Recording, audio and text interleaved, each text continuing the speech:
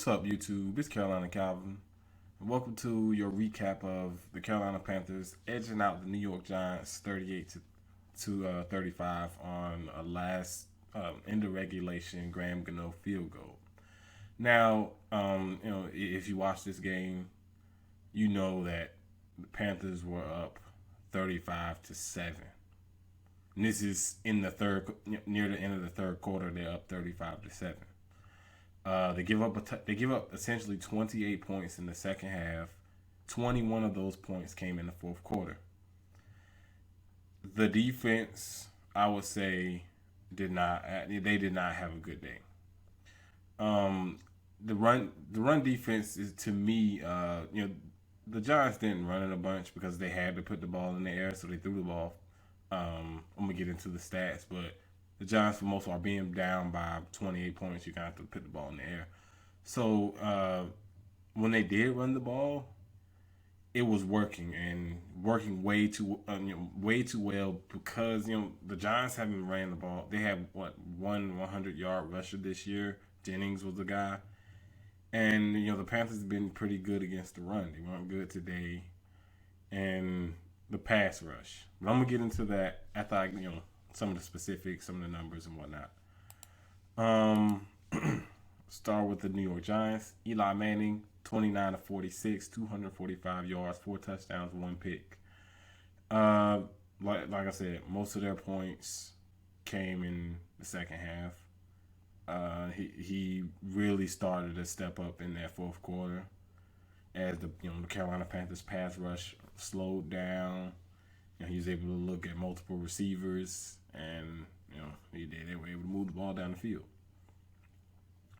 From rushing, Rashad Jennings, 16 carries, 107 yards, and 1 touchdown. Like I said, when he did run the ball, he did do it quite well. He had a 38-yard touchdown, which he almost barely got touched on. It was really bad defense. The run defense for Carolina was not good, and I mentioned that on Twitter. Shane Vereen, 4 carries, 29 yards. Andre Williams, 6 carries, 21, and Eli had 1 carry for 4 yards. Receiving, Odell Beckham Jr. had 6 receptions for 76 yards and a touchdown. I'm gonna get into a little bit about him and the Josh Norman thing a little bit later. Ruben Randall, 4 receptions, 47 yards and a touchdown. Will Tye, 5 receptions, 43 yards and a touchdown.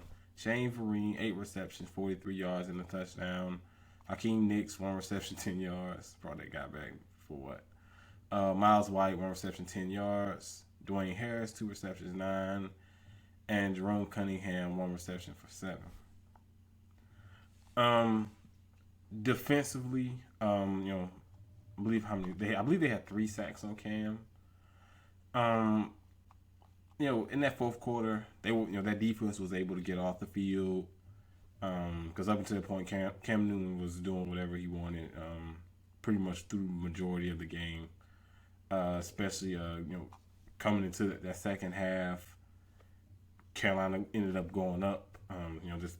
This is before, I guess, the 5-minute mark is when the Giants had initially scored 14 points, up until 14. Cam Newton was doing what he wanted, and he at that point already had. I believe it was already 35. It was already 35-7 up until that point. So Cam Newton was doing what he wanted. At that point he already had 5 touchdowns. But I think the defense started to play a little better. They did a better job against the Panthers running attack. But to me, the numbers will tell you otherwise. The Panthers. Outside of Cam, didn't really run the ball well. Of course, no Jonathan Stewart, but I thought the Giants they started to do a better job against the run. How much of a run game outside of Cam there was, and they were able to get some pressure. Enough to get the ball back. You also got some Carolina Panther mistakes. You had the fumble, which set the Giants up right there. Right there in striking distance. So I thought they played average. They made some plays in the fourth quarter to help their team come back. If you can count this as a defensive play, special teams, they had a blocked field goal, which gave them good field position. But they did give up 5 touchdowns, and they gave up 100 yards to a quarterback, 100 yards rushing. I'm sorry. So like I said, average game. They made some plays here and there, but you're gonna get that. Carolina side, Cam Newton 25 of 45, 340 yards, 5 touchdowns, 0 picks. Rushing. Matter of fact, before I get on to that, dude was making some throws. There was one throw, I believe it was a Funches. It might have been Ted Ginn. Oh, you watched that? You watched it live? Because I remember watching it live. Of course, I watched it on I was going to call it rewind, but I did rewatch that game. You watched that throw that he made to Ted Ginn. It was a bullet. You couldn't even see, like, in real time. You couldn't even see the ball.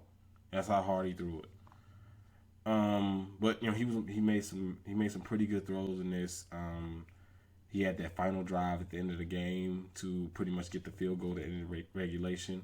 Calm, went straight down the field, set him up in good field position, and he looked like it was something that he just he was used to doing, and he engineered that game-winning drive, which it shouldn't have gotten to that point if Carolina didn't take their foot off the gas. But that's what happened. But he played well. He played really good in this game. Rushing, Cam Newton, 8 carries, 100 yards. He had that long 47-yard rush. He was pretty much the running game. No Jonathan Stewart, so your number one guy is gone.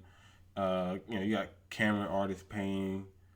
He had 14 carries, 59 yards. Tolbert 5 for 20, and Fozzie Whitaker 1 yard. Run rush for 2 yards. You need Jonathan Stewart out there, man. This is a guy who's gonna break a bunch of tackles a lot quicker than he's given credit for. And if it wasn't really for Cam breaking off some big runs, the running game was pretty much terrible. Receiving, Ted Ginn, 6 receptions, 86 yards, 2 touchdowns. He's second in drops, but the guy constantly gets open. You got to give him, he keeps getting open. He's pretty much the one speed guy on that in that receiving core. He keeps getting open. He does find a way to drop at least the last 4 games, 4 or 5 games. He's found a way to drop at least 1 touchdown. I'm sorry, I was checking that. He finds a way to drop at least 1 touchdown, but he played pretty good in this game. You got to give him some credit. Yeah, he drops the ball a lot, but the guy constantly gets open deep down the field. And you gotta give him credit. Hats off to offensive coordinator. Getting these guys in position to succeed, especially seeing that the lack of talent, in that receiving core is not, what the fans want it to be. Greg Olsen, 6 receptions, 79 yards, 1 touchdown. Corey Brown, 3 receptions, 51 yards, 1 touchdown. Jericho Cotry, 4 receptions, 47 yards. Cameron Artis Payne, 2 receptions, 34 yards. Devin Funches, 2 receptions, 30 yards, and a touchdown. And Fozzie Whitaker, 2 receptions, 14 yards. With Funches, I think he's become a little bit more consistent. He's not on the field as much and doesn't get targeted as much as he did earlier. But I think he's been able to catch some of these balls that Cam throws him. Because Cam's going to throw it. It's either going to be high or it's going to be a fucking bullet. I mean, that's normally how he throws. It's either high or a bullet. It's never really anything else. I would like to see him more in like goal line situations, especially using his large frame. I think that's where he will be most useful. But if he's a guy who can get in there, consistently catch the ball, you got to put him out there, and especially with the lack of other receivers. Ted Ginn's been playing pretty good. Then Greg Olsen's a tight end. Then it's Corey Brown, Jericho Cotry. I think Funches can be a guy that can step up. At least especially until next year. We'll have to see what happens next year. But this is this year, so I see them using him a little bit less, kind of like how they're doing now, using him a little bit less. Um, and as he gets better, he learns the game a little bit more. He is a rookie. Give him more playing time as the playoffs come along. Hopefully, he can really step up in the playoffs. They're gonna need him. Defensively, now I have an issue. I think the secondary up until the fourth quarter played good, but you can't really throw all the blame on the secondary. The pass rush, man. Charles Johnson, uh, K'Wan Short, who's been really good this year. They just weren't able to get to Eli, and as when teams do hurry up offense, it wears them down. Jared Allen, he's an older guy, and you constantly doing that, keeping him on the field is gonna wear him down. Pass rush is still a big issue, man. It's still a big issue. The run defense, as I said, when the Giants did run the ball, they had some success doing it, and they were actually running the ball, obviously, when they were down, and it helped them come back in this game. It wasn't the only reason they came back, but it pretty much ignited. Rashad Jennings broke off the big run for a touchdown. It pretty much helped them ignite that comeback. So, I think the Russian defense is going to get better. It's the pass rush, because you can see this. If you watch the Panthers games, you can see this, especially as they get on late into the game. That these guys get worn down. They're not able to get to the quarterback with just that 4. They have to bring blitzes, which they got to bring more blitzes. They can't just let these quarterbacks sit back and have all this time. They got to send linebackers. They got to send Kuechly. They got to send Thomas Davis. Send a safety if you have to, but they have to find a way to consistently, I want to say generate more pressure, especially in big key moments. Let me see. Josh Norman, I thought he played. He did give it that one touchdown. Odell Beckham was pretty much tied at 35-35. But for the most part, outside of the extracurricular stuff that went on between those two guys, he did an amazing job on Odell Beckham. Now you go look at Odell's numbers. Some of those catches weren't on Josh Norman. Odell did drop one. He did drop a for sure touchdown. But I think for the majority of the game, Josh Norman did a really good job, and he was pretty much, just looking at that game, he was pretty much out of it, man, for the majority of that game. Team stats. Let me see. Third down efficiency. The Panthers 9 of 17, and the New York Giants 6 of 15. Most of that came, in of course the fourth, when they really started to move the ball. Fourth down efficiency, 2 of 2. All of it came in the fourth quarter, of course, when it was 4 down territory. Let me see. Penalties. Carolina has 7 penalties for 88. A lot of the personal foul penalties between, you had. It was a lot going between Josh Norman and Odell Beckham. The Giants had 7 penalties for 47. Like I said, you had your few procedural penalties, but most of it was just the everything that was going on with Josh Norman, Odell. Turnovers. Carolina had 1. That was a fumble, which helped the Giants come back. So it was that situation of that fumble. It was a fumble that pretty much led to points. The Giants had 2. One was an interception in the end zone by Eli, and the other one was fumble. Time possession. Carolina with 30 minutes, 52 seconds. The New York Giants 29 and 8 seconds. Most of that time came in the fourth quarter when Eli had all day to throw, and they were just able to move the ball down the field. Like I said, they scored 28 unanswered to tie the game back up at 35. I think that's pretty much what majority of the time possession got added up was in that late in that third and that fourth quarter. Now, last but not least, I do want to talk about this Odell Josh Norman thing.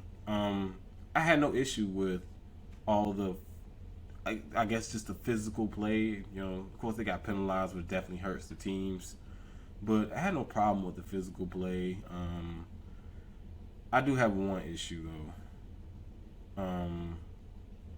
Was the fucking rhino headbutt of Odell Beckham on a player who has his head turned after the play. This is after the play, so the whistle's already been blown because it was a I can't remember exactly who it was that got tackled. He was already down. The whistle was blown. Odell Beckham comes, runs into the side of his helmet, head first. And with the NFL doing all these things with safety and all that, they had to suspend this guy for that because that will probably get you thrown. You possibly should have been thrown out the game. Even looking at it, I thought Josh Norman should have been fined just for how long those guys let that go on. I think Odell should be suspended for that malicious attack, especially after the play. It's not even between the whistles, man. I'm all about physical play between the whistles. I always like physical defenses, lower scoring games. I'm all about the physical play. These guys want to push and shove and all that. I ain't got no problem with that. It's just dirty, cheap shots like that, which could possibly hurt a player, a important player, and put him out the game, effectively hurting the game. I want to see the best players on the field. Never want guys to be hurt because you want to see teams at their best. That's what you watch it for. You watch to see the best players out there.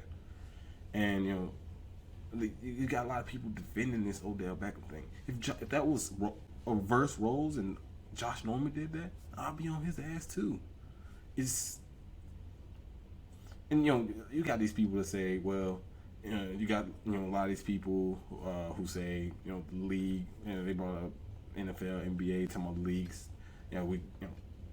Fans complain about the league being softer. Well, the rules are kind of tailored towards headline offenses to move the ball a little bit more. But that's not the point. That's a intentional. That play by Odell. I don't care about the other ones. The other ones, to me, are fine between both guys. You got some guys hitting each other the head with on their hands over the helmet. That might be cutting a little bit close in terms of cheap shots, but I have no problem with that, honestly. It's just that headbutt that could have put Norman out of the game with a possible concussion or a neck injury. That's what I have a problem with. It's an obvious, cowardly, cheap shot with a player that's not looking. I remember people used to always talk about Hines Ward and some of the plays he did where he blindsided people, whatever. You look at a lot of those plays, they're in between the whistles and they're blocks. I don't care if you say they're dirty or not. Those are between between the whistles and those are blocks. So I mean, whatever. But then you have people bring up Steve Smith, whatever. Steve Smith then go around lunging head first into people's helmets after plays were over. Now, did he do a bunch? Was he physical? Did he do a lot of chippy stuff like that? Yeah. That's why I don't have no problem with pretty much up into the head. But I had no problem with what was going on. But I think Odell deserved that suspension. And I think Josh Norman should be fine for just being a part of that it went on for so long. And, it went on for so long, and they both initiated it at different times. But I think it should be fine. I think it should be fine, and Odell should be suspended. But if you like this video, I think I've done enough talking. The Carolina Panthers. Let me check the schedule. I'm sorry. The Carolina Panthers head to Atlanta. They're still playing for first round. They already had the first round bye. They already clinched the NFC South. They are playing for home field advantage. Arizona's still right on the tails, so they went out. I think they win the next game, they lock up home field advantage, or if Arizona loses their next. The New York Giants, which I think are they are still in the race for that division. They head to Minnesota to play the Vikings, so that's gonna be definitely gonna be a tough game. They had back-to-back tough games. Definitely gonna be you know they still have a chance to play for the NFC East, which has been terrible. But we'll see how everything goes. No Odell Beckham next week, so that's gonna hurt. Definitely hurt their chances. But if you like this video, I think I've done enough talking. Hit that thumbs up button and subscribe. Thanks for watching.